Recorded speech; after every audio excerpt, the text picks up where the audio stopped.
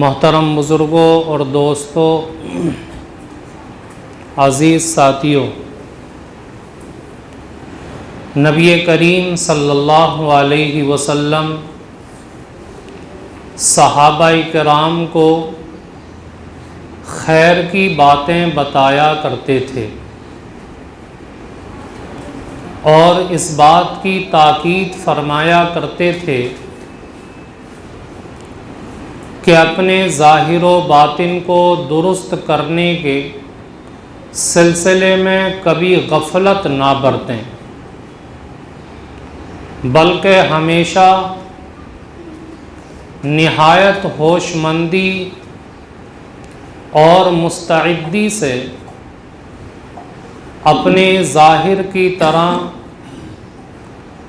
باطن کی اصلاح میں بھی بھرپور کوشش کرتے رہیں، ورنہ تو آخرت میں حسرت و یاس کے سوا کچھ ہاتھ نہ لگے گا۔ میرے بزرگوں، میں نے جو نبی کریم صلی اللہ علیہ وسلم کی ایک لمبی روایت کا چھوٹا سا ٹکڑا پڑھا، اس روایت میں نبی پاک صلی اللہ علیہ وسلم نے اپنی امت کو 3 نصیحتیں فرمائی ہیں، جس کی تفصیل یہ ہے کہ ایک مرتبہ حضرت عمر فاروق رضی اللہ تعالیٰ عنہ مسجد نبوی کی طرف جا رہے ہیں،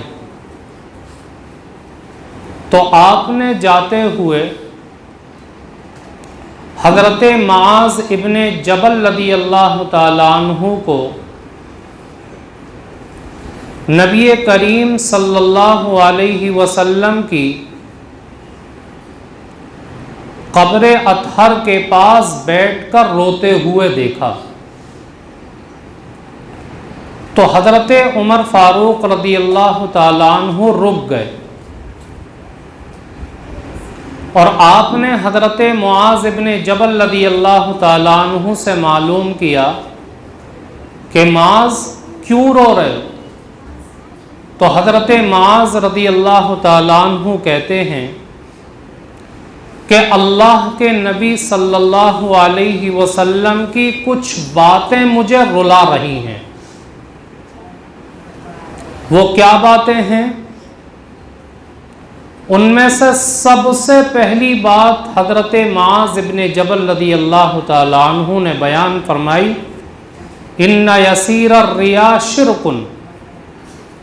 کہ اللہ کے نبی صلی اللہ علیہ وسلم نے فرمایا کہ کوئی بھی شخص جو کسی بھی عمل خیر کو کرنے میں ریا اور دکھاوا کرے گا تو وہ شرک کرنے والا ہے۔ یعنی کسی بھی عمل خیر کو کرنے والا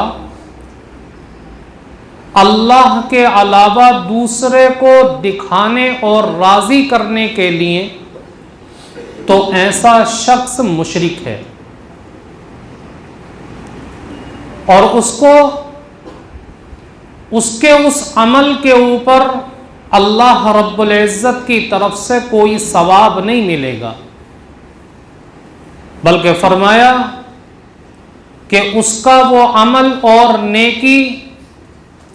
ضائع ہو جائے گی، اللہ کے یہاں قبولیت کے درجے کو نہیں پہنچے گی، اور اس کو اس کرنے پر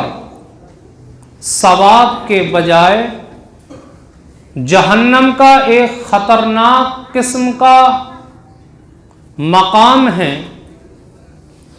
اس مقام میں اس کو ڈالا جائے گا۔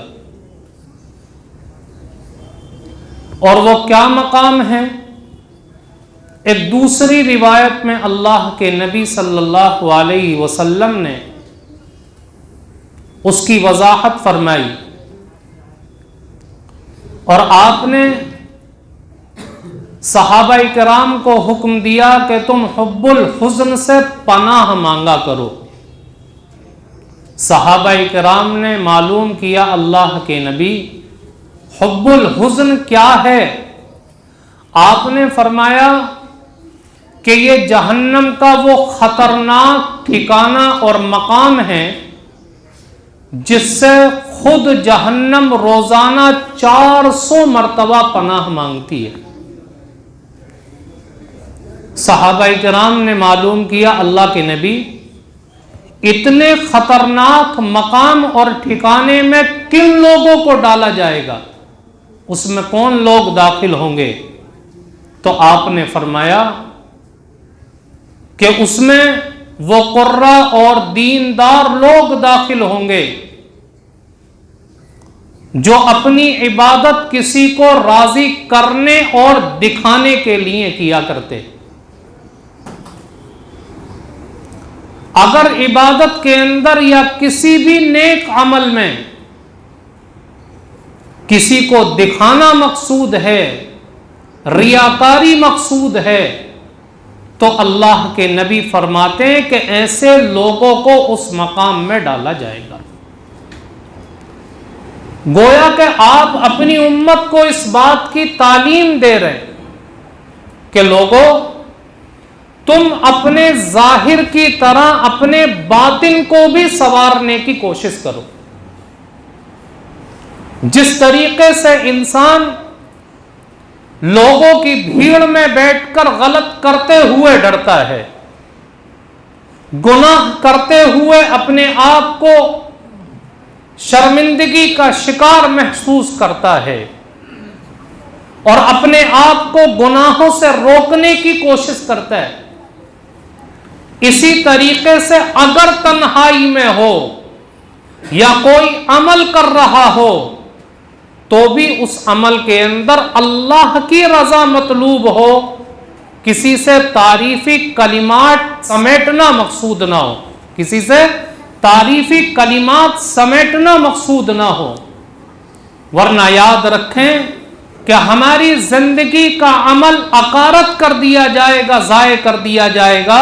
اور اس کے اوپر اللہ رب العزت کی طرف سے کوئی اجر نہیں ملے گا۔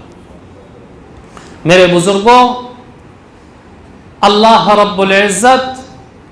جس طریقے سے ہمارے ظاہر سے بخوبی واقف ہے، ہمارے ظاہر کو دیکھتا ہے، ایسے ہی اللہ رب العزت ہمارے باطن سے بھی واقف ہے، یہاں تک کہ انسان کے دل میں جو خیالات اٹھتے ہیں ان خیالات سے بھی اللہ رب العزت باخبر ہے۔ تو ہمارے دل میں کیا چل رہا ہے؟ ہم کوئی عمل کر رہے ہیں تو کسی کو راضی کرنے کے لیے کر رہے ہیں یا کسی کو دکھانے کے لیے کر رہے ہیں؟ اللہ رب العزت ہمارے ان خیالات سے اور ہماری اس چیز سے باخبر ہے، اور جب باخبر ہے تو اگر ہماری زندگی کا عمل دوسروں کو راضی اور دکھانے کے لیے ہوگا تو اللہ رب العزت اس کے اوپر ڈھیلے برابر بھی اجر عطا نہیں کرے گا۔ حضرت سعید ابن ابی فضالہ رضی اللہ تعالی عنہ سے مروی ہے کہ نبی کریم صلی اللہ علیہ وسلم نے ارشاد فرمایا کہ قیامت کے دن جس کے آنے میں کوئی شک و شبہ نہیں ہے، فرمایا کہ قیامت کے دن اللہ تمام مخلوقات کو جمع کرے گا، اور جمع کرنے کے بعد ایک آواز لگانے والا آواز لگائے گا اور کہے گا کہ جن لوگوں نے دنیا کے اندر اللہ کے لیے کیے جانے والے عمل میں کسی کو شریک کیا ہے تو وہ اسی سے آج اپنا ثواب حاصل کر لے۔ کیوں؟ اس لیے کہ اللہ رب العزت اپنے شرکاء میں سے شرک سے سب سے زیادہ بے نیاز اور مستغنی ہے۔ اللہ رب العزت شرک کو پسند نہیں کرتا، اور روایات میں آقائے مدنی جناب محمد الرسول اللہ صلی اللہ علیہ وسلم نے ان لوگوں کا انجام بھی بیان فرمایا جو اپنا عمل لوگوں کو دکھانے کے لیے کرتے ہیں۔ ایک لمبی روایت ہے، اللہ کے نبی علیہ الصلاۃ والسلام نے فرمایا کہ کل قیامت کے دن جب حساب و کتاب کا سلسلہ چل رہا ہوگا تو اللہ رب العزت 3 لوگوں کو بلائے گا۔ ان میں سے پہلا وہ شخص ہوگا جو بہترین قرآن کریم پڑھتا ہوگا۔ اللہ تبارک و تعالی اس سے معلوم کرے گا کہ میں نے تجھے قرآن کی دولت عطا فرمائی تھی، قرآن کا علم تجھے دیا تھا، تو نے اس کے اوپر کیا عمل کیا؟ وہ کہے گا میرے رب آپ نے قرآن کریم کا مجھے علم دیا، میں قرآن کریم کو ہر وقت پڑھا کرتا تھا، تجھے راضی کرنے کے لیے ہر وقت اس کی تلاوت کیا کرتا تھا۔ اللہ کہے گا تو جھوٹ بولتا ہے، تو قرآن اس لیے پڑھا کرتا تھا تاکہ تجھے دنیا کے اندر لوگ بہترین قرآن پڑھنے والا کہیں۔ تو اپنی تعریف سمیٹنے کے لیے قرآن کریم کی تلاوت کیا کرتا تھا، اور وہ تعریف تجھے دنیا کے اندر مل چکی، آج تجھے اس کے اوپر کوئی اجر نہیں ملے گا۔ پھر اللہ فرشتوں کو حکم دے گا اور وہ گھسیٹ کر کے اس کو جہنم کے اندر پھینک دیں گے۔ پھر اللہ رب العزت مجاہد کو بلائے گا جس نے جہاد کیا ہوگا۔ اللہ کہے گا کہ میں نے تجھے جوانی دی تھی، تجھے طاقت دی تھی، قوت دی تھی، تو نے اس کو کہاں استعمال کیا؟ وہ کہے گا میرے اللہ میں نے اپنی جوانی کو، اپنی طاقت کو تیرے راستے میں جہاد کرنے میں خرچ کیا۔ اللہ کہے گا تو جھوٹ بولتا ہے، تو نے میرے راستے میں جہاد اس لیے کیا تاکہ لوگ تجھے بہادر کہیں، پہلوان کہیں، طاقتور کہیں، اور یہ تعریف تجھے دنیا کے اندر مل چکی، آج کچھ نہیں ملے گا، اس کو بھی اٹھا کر کے جہنم میں پھینک دیا جائے گا۔ پھر اللہ تیسرے شخص سے کہے گا میں نے تجھے مال و دولت دیا تھا، دنیا کے اندر بہت زیادہ مال و دولت تجھے ملا تھا، تو نے اس مال کو کہاں پر خرچ کیا؟ وہ کہے گا میرے اللہ میں نے اپنے مال کو ہر اس مقام پر خرچ کیا جہاں خرچ کرنا تجھے پسند تھا۔ اللہ کہے گا تو جھوٹا ہے، تو جھوٹ بولتا ہے، اور فرشتے بھی کہیں گے کہ ہاں یہ جھوٹا ہے۔ اللہ کہے گا تو دنیا کے اندر مال و دولت کو اس لیے خرچ کرتا تھا تاکہ لوگ تجھے سخی کہیں، مال خرچ کرنے والا کہیں، اور یہ تعریف تجھے دنیا کے اندر مل چکی، آج تجھے کچھ نہیں ملے گا۔ اللہ حکم دے گا اس کو بھی اٹھا کر جہنم میں پھینک دیا جائے گا۔ نتیجہ کیا نکلا کہ انسان اگر دنیا میں کوئی بھی عمل جو اللہ کے لیے کیا جاتا ہے، اگر وہ عمل لوگوں کو دکھانے کے لیے، لوگوں سے تعریف بٹورنے کے لیے، لوگوں کو خوش کرنے کے لیے، یا اس نیت سے کرے کہ لوگ اس کو نیک دیندار کہیں گے، تو اللہ کے نبی علیہ السلام نے فرمایا کہ ایسے عمل پر کوئی ثواب نہیں ملے گا، بلکہ جہنم کے اس ٹھکانے میں پھینک دیا جائے گا جس سے جہنم خود روزانہ 400 مرتبہ پناہ مانگتی ہے۔ میرے بزرگوں، تو گویا کہ اللہ کے نبی صلی اللہ علیہ وسلم نے اس نصیحت میں اپنی امت کو تعلیم دی کہ اپنے ظاہر کے ساتھ اپنے باطن کو بھی سنوارنے کی کوشش کریں۔ آج ہمارا باطن اندر کا جو حصہ ہے، ہمارا باطن سدھرا ہوا نہیں ہے، جس کی وجہ سے ہم نیک عمل کرنے کی طرف آنا ہی نہیں چاہتے۔ اگر کوئی تھوڑی میں ہاتھ ڈال کر منت سماجت کر کے لے آیا تو ہماری نیت یہ ہوتی ہے کہ ہم یہ عمل کریں گے، لوگ دیکھ کر کے دیندار کہیں گے، یا جو بار بار مجھ کو نماز کے لیے کہنے والے ان کی زبان بند ہو جائے گی۔ اس نیت سے ہم وہ عمل کرتے ہیں۔ جب ہمارا یہ باطن بگڑتا ہے تو اللہ رب العزت کی طرف سے ہمارا کیا ہوا وہ عمل قابل قبول نہیں ہوتا۔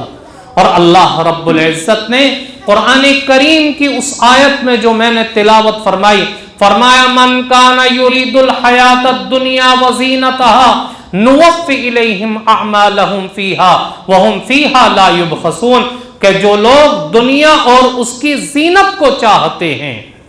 اور وہ اس لیے عمل کرتے ہیں تو یاد رکھیں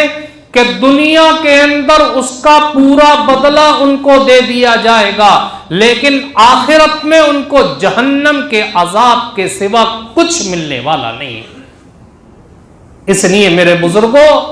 ہم اپنے باطن کو سنوارنے کی کوشش کریں۔ جب انسان اپنے ظاہر میں اللہ کی نافرمانی کرتے ہوئے ڈرتا ہے، لوگوں کی بھیڑ میں بیٹھ کر کے گناہ کرتے ہوئے گھبراتا ہے، جب باطن سدھرے گا تو تنہائی میں بیٹھ کر بھی گناہ کرتے ہوئے انسان گھبرائے گا، اور تنہائی میں بیٹھ کر